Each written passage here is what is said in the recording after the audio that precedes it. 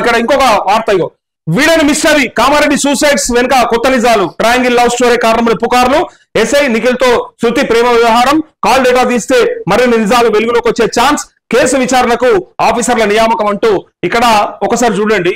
ఈ మిస్టరీ గురించి నేను నిన్న ఒక వీడియో చేసిన, అది ఇప్పుడు బాగా వైరల్ అవుతా ఉంది. సో ఇది మిస్టరీయే, పక్కాగా మిస్టరీయే. కానీ నేను దీనికి సంబంధించిన పూర్తి సమాచారం తీసుకొని నేను నిన్న చేసినటువంటి వీడియోకి ఒక సన్నాసి, ఒకరిద్దరు సన్నాసులు, మిగిలిన వాళ్ళంతా బ్రహ్మాండంగా పెట్టిరు, ఒకరిద్దరు హౌలేగాళ్ళు మెసేజ్ పెట్టిరు. వాళ్ళు ఏమని పెట్టిరంటే, నీకు ఎరకనా, నువ్వు చూసినవా, నువ్వు పోయి చూసి వచ్చినవా అని ఒక పనికి మళ్ళీ 2 మెసేజ్లు పెట్టిరు. అది చాలా చిరాకు అనిపించింది నాకు.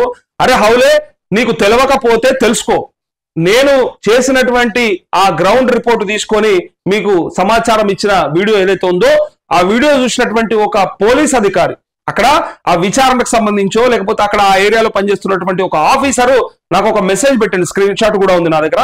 ఆయన లింక్ పంపిస్తూ, అన్నా మీరు చెప్పింది ముమ్మాటికి నిజం అని చెప్పి పెట్టి, అన్నా నీ గ్రౌండ్ రిపోర్ట్ పర్ఫెక్ట్ అని పెట్టిండు. నేను అడిగిన ఇంకా ఏమైనా ఉన్నాయా అక్కడ, మీకు తెలుస్తుంది కదా ఖచ్చితంగా పోలీస్ ఆఫీసర్స్ కాబట్టి మీకు ఆ ఐడియా ఉంటది, ఆ ఏరియాలో పనిచేస్తున్నారు కాబట్టి ఏం జరుగుతుందంటే, ఫస్ట్ ఏదైతే మేము ఇచ్చినటువంటి ప్రైమరీ రిపోర్ట్ ఉంటుందో ఆ రిపోర్ట్ కి ఆల్మోస్ట్ మ్యాచ్ అయిపోయిందన్న, అలా ఏ తప్పిదము లేదు, ఆల్మోస్ట్ నువ్వు కరెక్టే చెప్పినావు, అదే జరిగింది.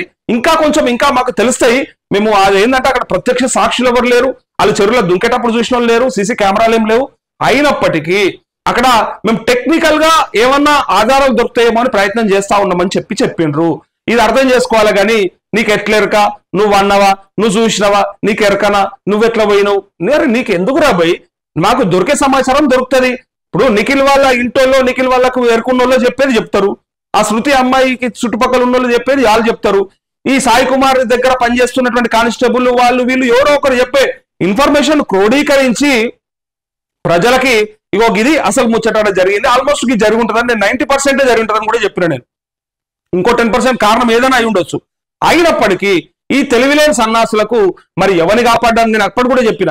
ఈ అమ్మాయి తప్పుడుగా వ్యవహరించిందని కూడా చెప్పలేదు నేను, ఆమెని తప్పు అని చెప్పడానికి కూడా ప్రయత్నం చేయట్లేదు. కానీ అక్కడ జరిగినటువంటి సమాచారం ఇది, ఇన్ఫర్మేషన్ ఇది, అక్కడ ఉన్నటువంటి ఆ సందర్భం అది అని చెప్పడానికి ప్రయత్నం చేస్తే దాని కింద కూడా ఎవడో నన్ను కూడా కామెంట్ చేసుకుంటా మెసేజ్ పెట్టిండు. అది చూసి నేను అనుకున్నా, అరే వీళ్ళకు తెలిస్తే తెలిసినట్టు అని ఉండాలి, తెలియకపోతే మూసుకోనని ఉండాలి, లేకపోతే నా ఆశంతో చెప్తే అర్థమనే చేసుకోవాలి. అది విడిచిపెట్టేసి లేలే నీకెరకనా, నువ్వు చూసినావా, నీకు ఎట్లా తెలుసు, ఇవన్నీ పిచ్చి మాటలు మాట్లాడొద్దు. జర్నలిస్టులు అంటే ఊరికే ఏది పడితే చెప్పేటోళ్ళు ఉండరు, కొంతమంది ఎవరో సన్నాసులు ఉంటే వాడిని పట్టుకొని అందరూ ఒకటే అనుకోకు.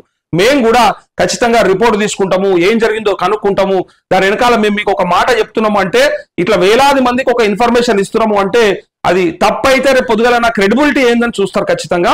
దాని ద్వారా పర్యవసనాలు కూడా ఎక్స్పెక్ట్ చేస్తారు. ఎందుకంటే ఏదైనా తప్పు చెప్తే రేపు పొద్దుగల నేను కూడా లీగల్ గా ఎదుర్కోవాల్సి వస్తుంది కదా, చూసుకోవాలి కదా, దానికి తగ్గట్టుగానే ఉంటుంది తప్ప నీకు తెలియకపోతే నా అటువంటి అడుగు, అంతేగాని నేను చెప్తున్నా కదా, ఒక పోలీస్ అధికారియే డైరెక్ట్ గా నాకు మెసేజ్ చేసి ఆల్మోస్ట్ మా ప్రైమరీ రిపోర్ట్ కి మేము ఏదైతే రిపోర్ట్ ఇచ్చినామో ఆ రిపోర్ట్ కి మ్యాచ్ అయిందన్నా, నువ్వు భలే చెప్పినావు, నీకు ఎట్లా ఎరకైంది అని చెప్పిండు. నేను అన్న సరే అక్కడ ఉన్నటువంటి పరిస్థితులను నేను గమనించినా తెలుసుకున్నా, అందుకోసమే చెప్పగలిగిన తప్ప నేనేమి బ్రహ్మదేవుని కాదు, నాకేం కలబడలేదు. అది అక్కడ ఎట్లా జరిగి ఉంటది అనే దాన్ని అక్కడ ఊహించి అందరూ అనుకుంటున్నటువంటి విషయాన్ని నేను చెప్పగలిగినా అని చెప్పి అన్న.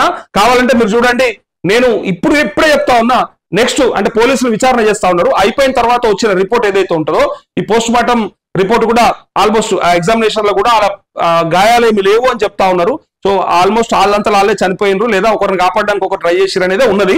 సో ఇక్కడ అదే తెలుస్తుంది, తెలిసినాడు మళ్ళీ నేను ఆ వీడియో ప్లే చేసుకుంటూ చూపిస్తా. అలా కాల్ డేటా అండ్ SMS లు తీస్తా ఉన్నారట.